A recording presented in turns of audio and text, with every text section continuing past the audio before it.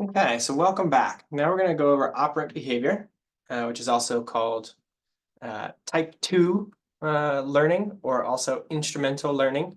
All the same thing, just different names. We'll be using operant behavior to refer to behavior sort of operating on the environment. And what is it? So a lot of times we'll call it voluntary behavior, or basically behavior that is emitted by organisms. So it's not going to be something that has been evoked like what has happened with our Pavlovian conditioning, where we have this reflex relationship. We say that the individual is sort of operating on the environment by emitting behaviors that aren't necessarily being evoked as reflexes. And then that behavior is being shaped and modified through contingencies, or basically the if and thens of behavior. So if this particular reinforcer occurs following that behavior, then it might change the probability or future of that behavior. So what is going to be controlling them are these sort of if-then contingency relationships. So if in the occasion of some discriminative stimulus and a behavior occurs, then a particular type of consequence occurs. So I'll be learning about these relationships of your behavior to the consequences. Remember, in Pavlovian conditioning, there was an association between two stimuli that were coming back, where stimulus 1 would come to predict that stimulus 2 would be coming. So then you had a preparatory reflexive response to that stimulus 2 that was going to be coming. So defining operant behavior, it's about the if and then relationships. So if a lever is pressed, then food is presented. If a dog makes an alert response or a trained final response in the presence of an odor, then a reinforcer is delivered. So reinforcers increase the future probability of a response that they follow. Punishers do the opposite in that they reduce the future probability of a response that they follow. So when we're trying to sort of separate these things, it's important to note that reinforcers and punishers are defined by their effects on behavior, not about any sort of a priori idea that we might have. So say, for example, I've got a piece of kibble, and I might say that this is going to reinforce my dog running through an agility course. It could do, but it may not. It's only if giving that sort of kibble increases the future probability of engaging in that behavior does it actually serve as a reinforcer. So some particular stimulus or a particular type of food could be a reinforcer in some circumstances, but a non-reinforcer in other circumstances. Or something that you might think is good might actually be a punisher, or something that you might think is a punisher is actually a reinforcer. A good example of this might be children, when you say no or don't do that. In some situations, that might actually make things more fun or more interesting or more social reinforcement that is actually reinforcing the behavior rather than suppressing it. So any stimulus can be a punisher or a reinforcer, and we don't define it whether the stimulus is typically thought of as good and pleasant or bad and unpleasant. So reinforcers are not good and punishers are not necessarily bad. They are defined by their function on behavior. So functions of stimuli may change. So consider a dog with a bad experience with an out.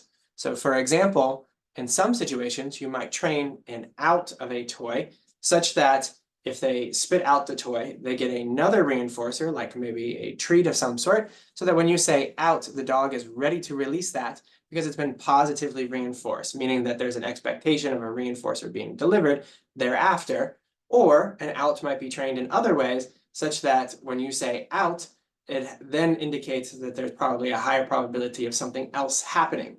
So in saying the word out in a particular situation, it can sort of relate to different kinds of expectations for following consequences. So types of reinforcers and punishers is we can have positive and negative for both reinforcers and punishers, and they do not indicate whether something is good or bad. So I know positive and negative almost by definition indicates good or bad, but in this particular case, annoyingly so, it's defined as whether something is being added or whether something is being subtracted. So positive means that a stimulus was added following a particular type of behavior, and negative just means that a stimulus was removed following a particular type of behavior. So how do we sort of identify whether something is following positive reinforcement or negative reinforcement? So how do the consequences affect future probability? If it makes it more likely, then it's reinforcement.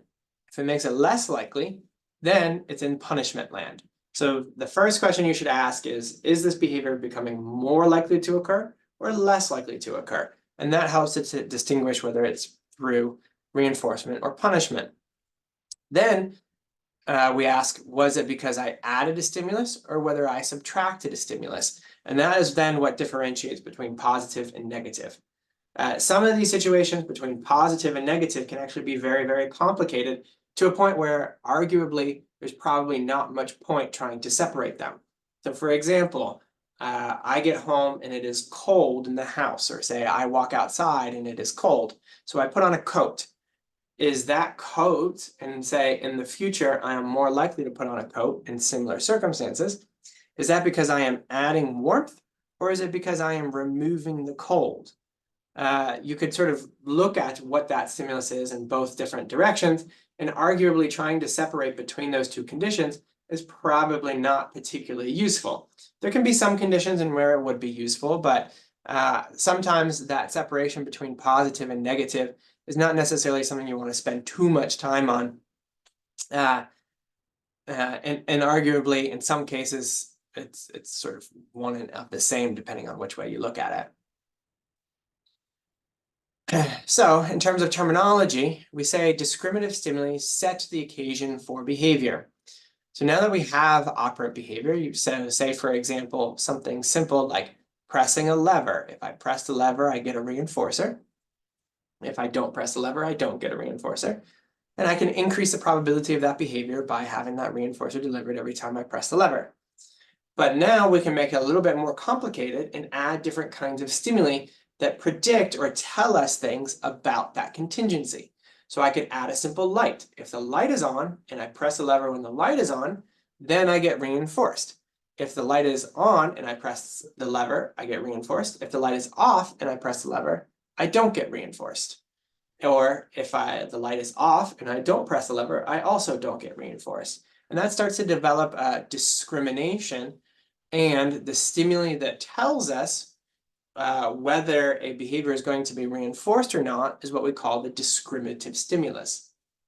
So operant behavior can be reinforced and punished, but it can also happen under what we call sort of discriminative control or stimulus control, where there can be stimuli that indicate whether reinforcement is available or whether reinforcement is not available. If reinforcement is available, we say that that stimulus is a discriminative stimulus. If that stimulus indicates that reinforcement is not available, that would be an S delta or an S minus. That means that engaging in a particular behavior in the presence of the stimulus does not get reinforced. So a simple example of this is, say, for example, you have a pouch or a pocket that you keep your dog's toy or food in. That pouch in of itself can become a stimulus that indicates that if I engage in some particular behavior, then I will get reinforced. If that pouch is gone, that might be an extinction stimulus or an S delta that indicates if I engage in certain behaviors, I'm not going to get my toy because I don't see my toy. Or the sort of common saying is that my dog behaves on, if I have a treat bag, but if I don't have a treat bag, they don't behave kind of question. So this is about stimulus control or sort of discriminative stimuli, and a discriminative stimulus simply indicates whether a reinforcement contingency is in effect or not. All right, so let's take a quick little break there, review that if we want to, and come back to it.